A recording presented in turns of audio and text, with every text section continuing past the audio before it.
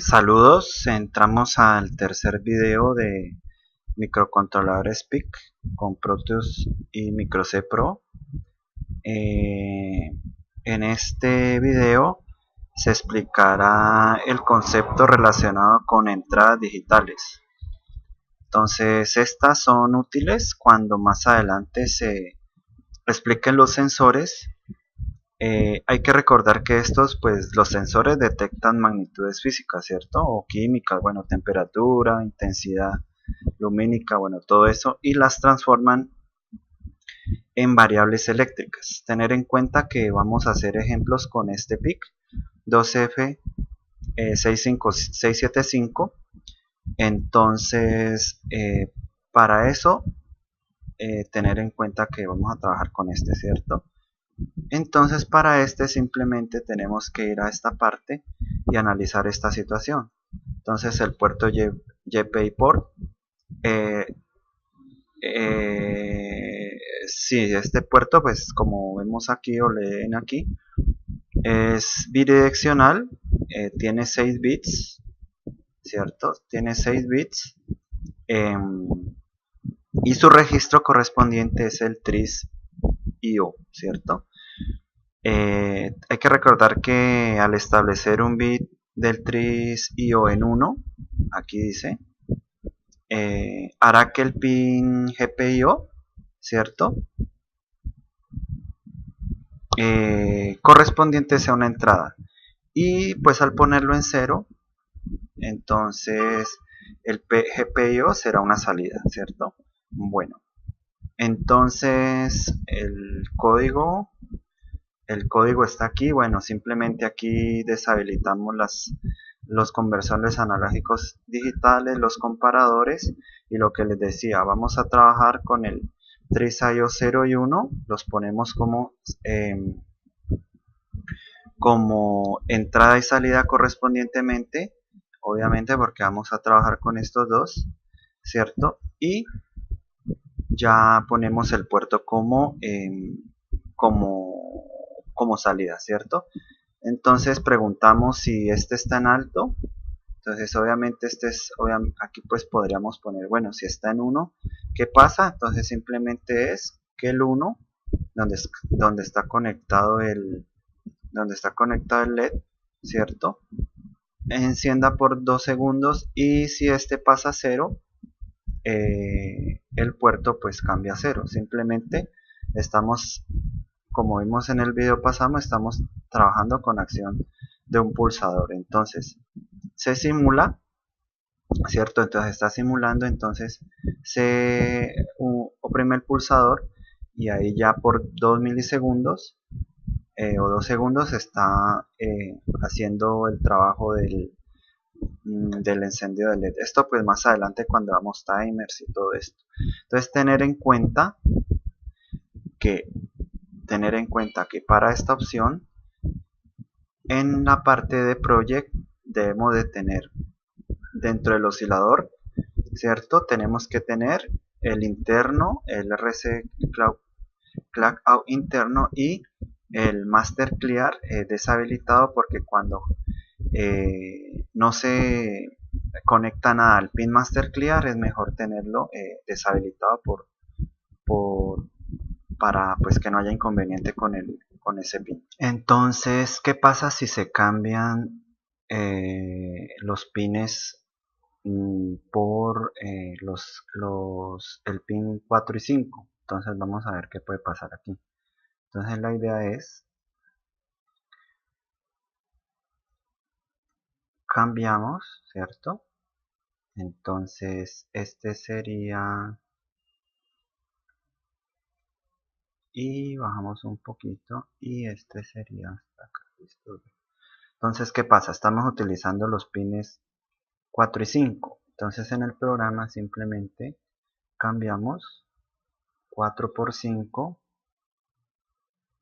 ¿cierto? Y acá cambiaríamos 4 por 5 simplemente. ¿Listos? Se compila el programa. ¿Listo? y se simula y se preme el botón. La idea aquí es que como se cambió a los pines, al oscilador 1 y al oscilador 2, entonces la idea aquí es entender que cuando se cambia el oscilador, ¿cierto? Al oscilador 2 y el oscilador 1 se va a trabajar con interrupciones, ¿cierto? Con un cristal resonador, bueno, y con interrupciones bidireccionales. Eso quiere decir que ya estamos trabajando con otras opciones en el simulador. Entonces ustedes simplemente aquí van a Project, igual como hicieron ahora, Edit Project, simplemente escogen acá Internal RC no clock, ¿listos?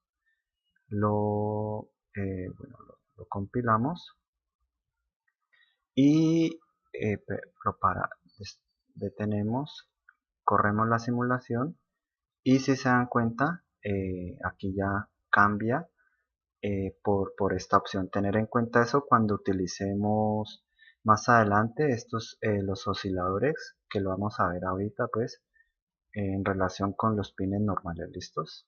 Bueno, entonces a continuación se verá en qué consiste pues un oscilador externo, ¿no? Cambiando de tema y aprovechando que ya tenemos ese micro. Pues como ustedes vieron en los anteriores videos, ¿cierto? Pues se configuró el oscilador interno, pues que básicamente consiste en dos osciladores internos separados.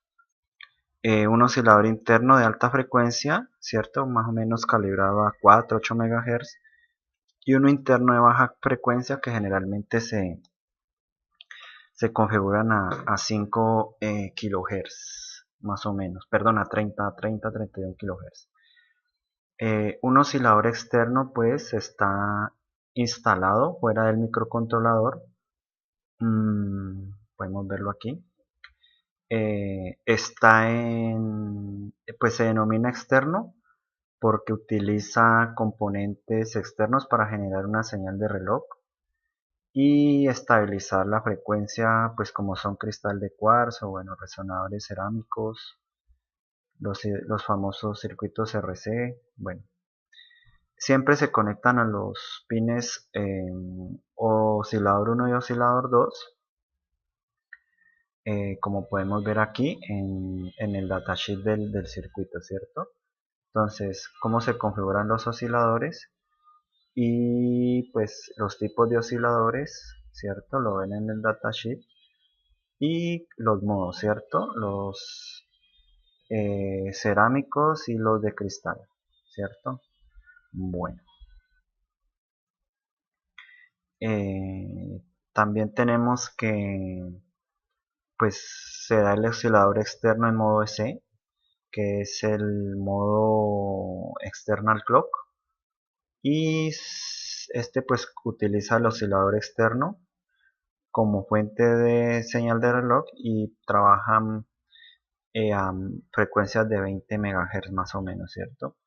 Y el otro, pues el que vemos, oscilador externo en modo LP, XT o XS, eh, utilizan un oscilador externo como fuente de reloj como el anterior y pues la frecuencia está determinada por el cristal, ¿cierto? Por el cristal que ven ahí, el cristal de cuarzo o por los resonadores como veíamos antes, y también igual trabajan con los pines OS1 y OS2. Pues básicamente los modos LP, XT y XS es a la frecuencia que trabajan. El LP es baja potencia, perdón, la potencia es baja potencia y trabaja más o menos a 30K, ¿cierto?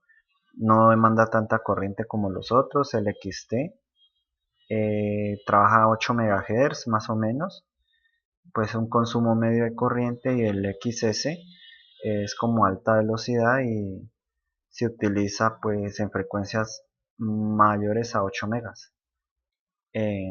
Cuando se utiliza este modo, el consumo de corriente pues va a ser mayor que. Teniendo en cuenta lo visto, entonces vamos a configurar el cristal teniendo en cuenta, bueno, lo vamos a configurar a 16 megas teniendo en cuenta esta tabla, ¿cierto? Entonces, bueno, tenemos aquí el microcontrolador. Vamos a cristal. Entonces configuramos, listos. Bueno, también los capacitores.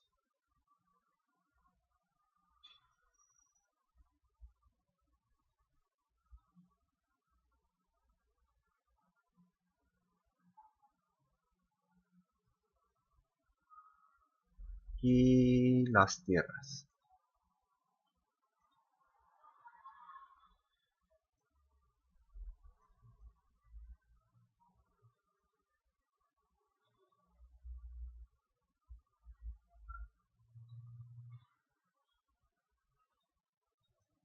Bueno, el cristal lo configuramos a 16 megas, como hablábamos.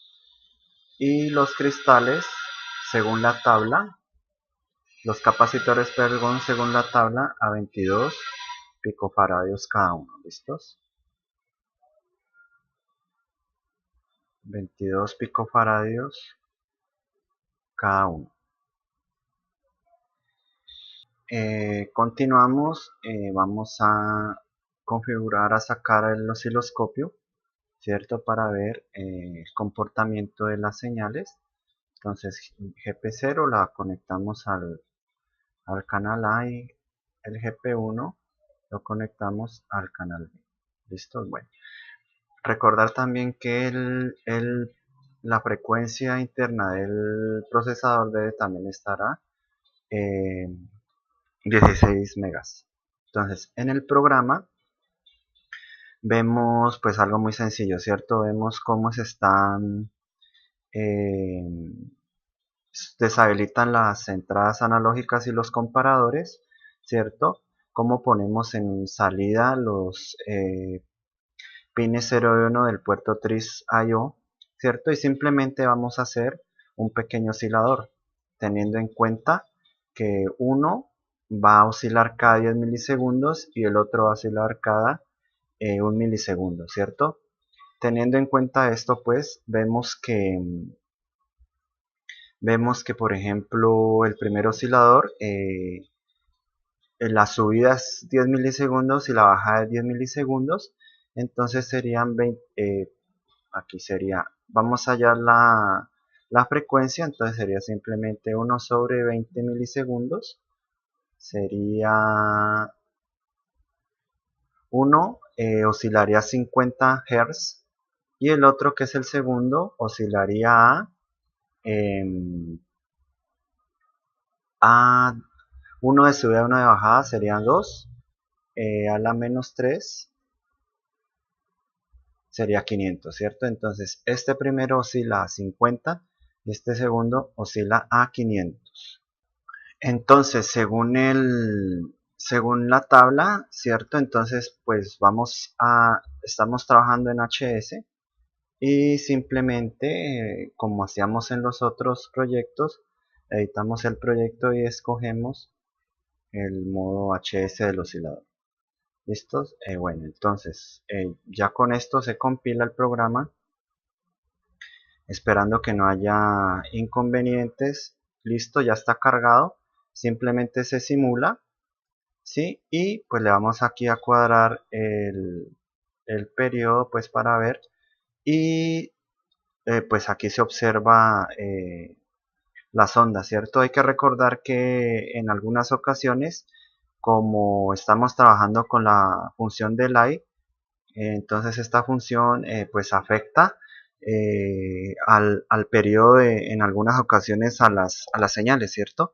Entonces, para solucionar eso, más adelante pues vamos a ver lo que son las interrupciones, que va pues a solucionar estos inconvenientes de trabajar con este tipo de funciones. ¿Listo? Si nos paramos aquí, entonces vamos a ver que aproximadamente la señal es